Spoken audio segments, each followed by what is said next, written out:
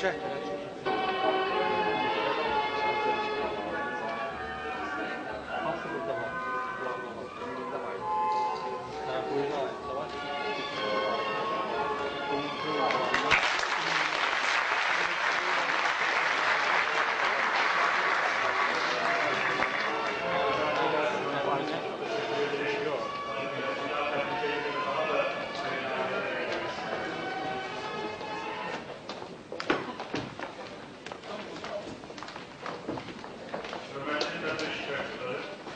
Dövlət və Millət Jurnalı bugünün xatirəsinə xüsusi hədiyyə edir. Həmin hədiyyəni təqdim etmək üçün Dövlət və Millət Jurnalının baş redaktoru Saravan Kərimov və hədiyyəni almaq üçün Sağ Üretim İşletmələri şirkətinin prezidenti Ənvər Özələn bəy və Qafqaz Üniversitesi direktoru Profesör Doktor Əmrəsən Şəkərə.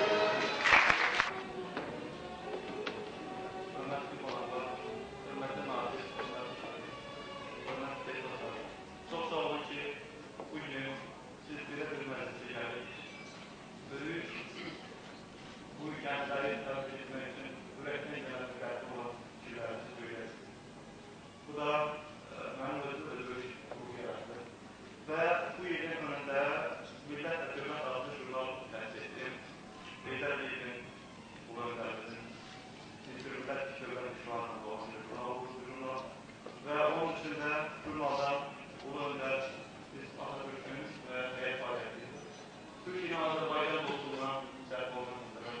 Çünki hər bir sahədə aspektləri açıqlanmış burada və bununla bərabər də Sağ Üretim şirkətlərinin fəaliyyəti işıqlanmışdır. Sağ Üretim şirkəti Azərbaycanda 15 ildir böyük fəaliyyət göstərən bir şirkət və onun məhsulları, araçlıqları, Qafqaz Üniversitesi və rəzil şeyləri böyük qazanmışdır və bununla bərabər təhsilimizin inkişafı, gələcəyimizin işitmə qurumuz savunma olacağına daha böyük ümid yaradılmışdır.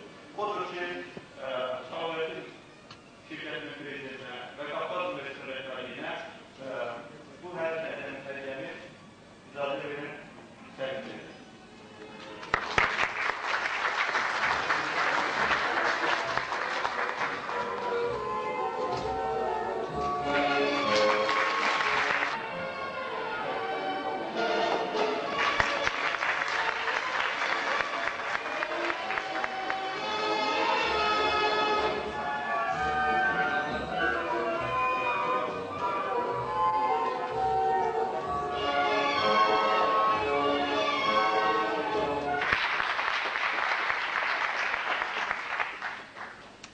Hörmətli nazırım, hörmətli büyükəlçim, Milli Məclisin deputatları, hörmətli qonaqlarımız, hanımlar və cənablar və bu salonda bulunan hər kəsi təmsil edən insanlar, şagirdlər, tələbələr, Azərbaycan-Türkiyə kardeşliğinin umumilərin başlattığı kurulmuş tahsil köprüsü, Sədərətdən başlayarak devam eden bu tahsil köprüsü, kardeşliğimizi daha da muhtemlendirerek yoluna, ışıklı yoluna devam ediyor. Ve buradan aldığı bu hızla bugün Azerbaycan dünyanın 40'tan fazla ülkesinde 50'den çok üniversitede mezunlarımız tarafından temsil ediliyor. Prezident Diyamaliye cenaplarının gösterdiği bir Türkiye Azerbaycan birlikte diaspora aparmalıdır. Bu öz yerinde olan işimiz ve bununla birlikte de diasporamız yetişmiş bu gençlerimizle dünyanın muhtelif ülkelerinde güçlü şekilde temsil edilmeye doğru gidilmektedir. Çağ Üretim geçtiğimiz May ayında da geçirdiğimiz tedbiri yakinen biliyorsunuz. Ve şu anımız o ki itimada sadakatla 15 il ve Azerbaycan umumiyetlerinin ve onun prezidentinin ve Azerbaycan halkının ve buralarda bu işleri görmemiz için dünden bugüne Türkiye Cumhuriyeti Devletimizin merhum Özal'la başlayan eğitim seferberliği ve gittikleri her yerde referans olmaları ve önümüze düşüp yol göstermeleri ve ondan sonra gelen devlet büyüklerimizin, Demirel'in, merhum Başbakan Bülent Ecevit'in ve şu an Cumhurbaşkanımız Abdullah Gül Bey'in, Başbakanımız Recep Tayyip Erdoğan'ın ve bu arada işlemiş bütün devletimizin yetkililerinin ve buradaki yetkililerin ve Azerbaycan halkının bize bağırlarını açmaları, evlatlarını bize teslim etmiş olmaları, işte bu 15 yıl içerisinde bizim de şu halimiz o, itimada, sadakatla 15 yıl. Evet, biz Azerbaycan halkı ve Türkiye halkı, Türk halkının bize tevdi edilmiş olan, teslim edilmiş o evlatların en iyi şekilde yetiştirilmesi ve bu millete hayırlı evlatlar, vatanperver insanlar ve devletine de sadakatle hizmet eden insanlar olarak yetişmesi için dünden bugüne de bu şirketimiz kolektif çalışmasıyla bu şuurla işlemiştir, bu mesuliyet şuuruyla işlemişlerdir ve bu uğurda bize desteğini esirgemeyenlere ve bizde bu mesuliyet şuuru elbette muhalefet itifada tabidir diye bir söz, elbette nailiyetler, Cumhurbaşkanımızın hakkımızda söylediği sözler, bunların her birisi bütün çalışanlarımızı daha ciddi, daha mesuliyetle işlemeye sevk etmektedir. Evet, bu salonda bulunan herkes şunu yakinen idrak ediyor, mesuliyetle işleniyor, ciddiyetle işleniyor, yapılan işlerin hiç şakaya gelecek tarafı yoktur ve dünya süratle dönüyor. Dünya devletleri birbirleriyle süratle iç içe, iktisadi inkişaf içerisinde devam ediyor. Elbette Azerbaycan bu coğrafyada, Kafkaslar coğrafyasında, Rusya'nın terkibinden ayrılmış coğrafyadaki ülkeler içerisinde iktisadi kalkınmasından önce demokratik inkişafı ve bununla paralelinde iktisadi inkişafı, bununla birlikte Cenab-ı Prezident'in tahsil sahasında gösterdiği dikkat ve kaygı bu ülkeler içerisinde en hızlı ilerleyendir. Ve ben bir kere daha buradaki herkesin ülkede var olan şu sabitliğin, sulhun, kargaşanın olmaması, 15 yıl önceki geldiğimiz zaman şu coğrafyadaki durumları çok iyi biliyoruz. Bugün bu durum Allah'ın bize bahşetmiş olduğu bir lütuftur, bir güzelliktir.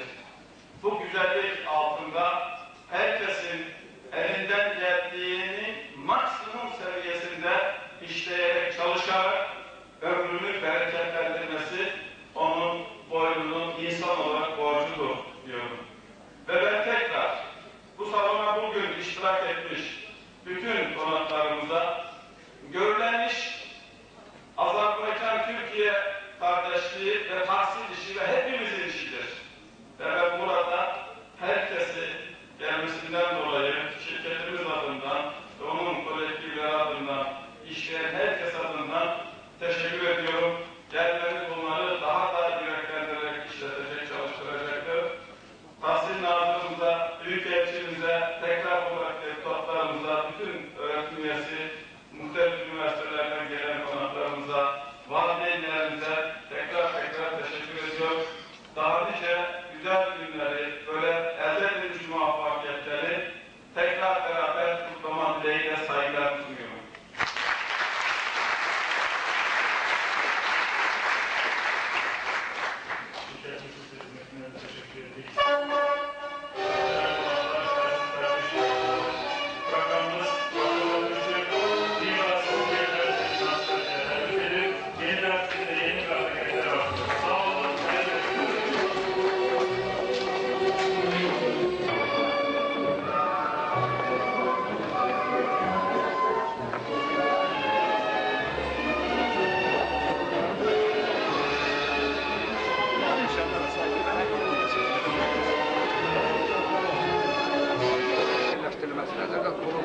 Orta təhsilin məzmunu həmin kurikulumda tamam yeri var.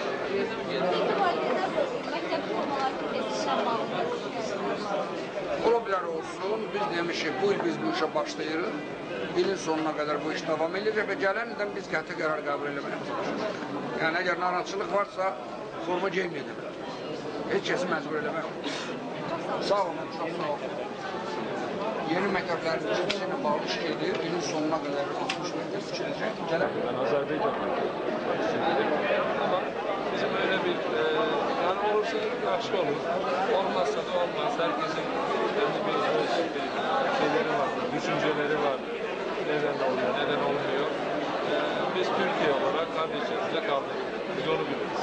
Cənab Səfir, Türkiyə yeniləndikcə orada bir müddəa var ki, Türkiyəyə gələnlərin ən azı $900 vəsaiti olmalıdır ki, Türkiyə ərazisinə gəlsin. Belə bir... Ama eskiden de vardı. O kural gereği her bütün ülkelerde vardır o. Yani orada kalacağı sürede geçinebilecek parası var mıdır? O kural olarak bu eskiden de vardı. Yeni değil o. Eskiden de vardır, siz bilmiyordunuz.